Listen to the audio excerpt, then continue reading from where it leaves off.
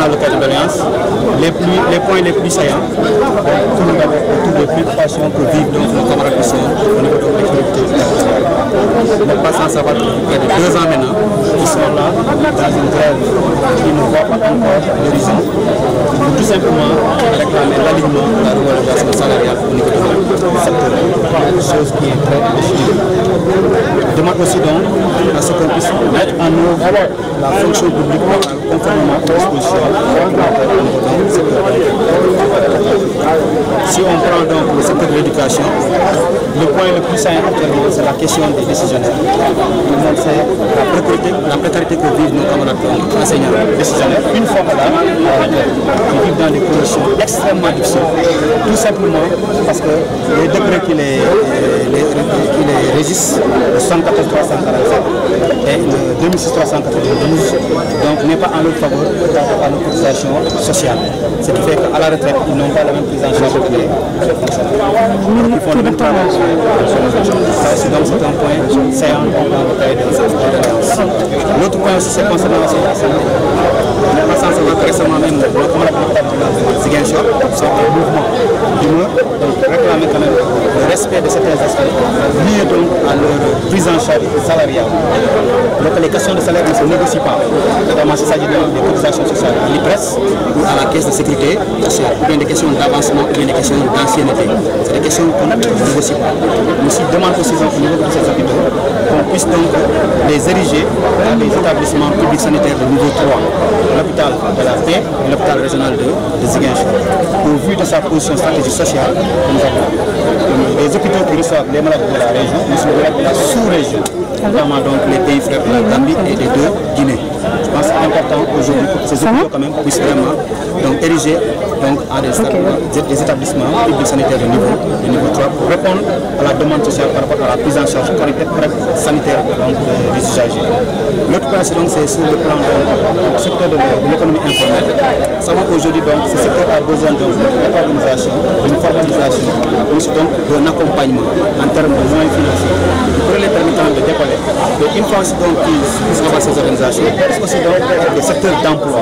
Parce qu'aujourd'hui, le Sénégal est confronté donc, à des difficultés d'emploi des jeunes. Je pense qu'on accompagne ces différents secteurs de l'économie informelle pour quand même une solution à cet emploi des jeunes.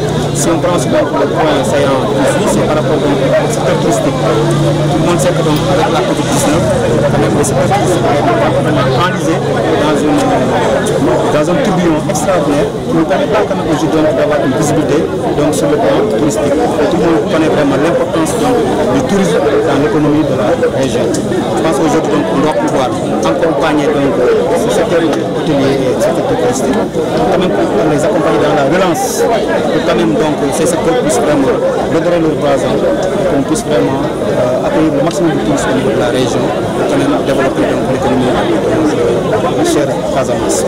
L'autre point aussi c'est par rapport au secteur privé. Aujourd'hui dans le secteur privé quand même, il y a de l'emploi certes, mais quand même les droits donc, des travailleurs ne sont pas respectés.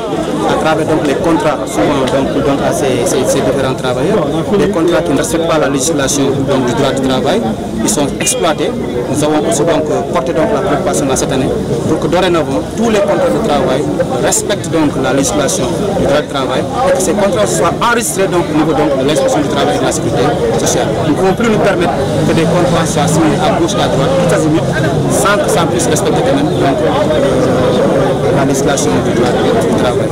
Voici en gros les quelques points saillants de notre cadre d'alliance de cette année. Pour préciser quand même, nous avons fait donc quelque chose vraiment inhabituel. Jadis, on venait ici et que chaque centrale présentait son cahier de doléances à M. le gouverneur. Cette année, quand même, nous avons fait l'effort de nous réunir et d'avoir un seul cahier de doléances qui porte ensemble les préoccupations de la coalition. Je pense que ça, c'est une importance capitale. C'est une première, c'est une chose à apprécier et vraiment à perpétuer et à pérenniser à l'avenir. Parce que nous sommes tous des travailleurs, nous avons tous les mêmes préoccupations. Si nous parvenons à le faire dans un même cadre, je pense qu'aujourd'hui on a respecté donc le thème qui a été donc envoyé cette année au niveau national. C'est un mouvement syndical fort dans une démocratie. Cette fête, le 1er mai, est aussi un moment de dialogue social. C'est un moment de dialogue social car c'est une occasion traditionnelle pour les centrales syndicales de remettre aux autorités étatiques leur cahier de doléances. Après cette remise, je peux vous dire que les cahiers de doléances seront examinés conformément aux instructions de son Excellence, Monsieur le Président de la République, qui nous a instruit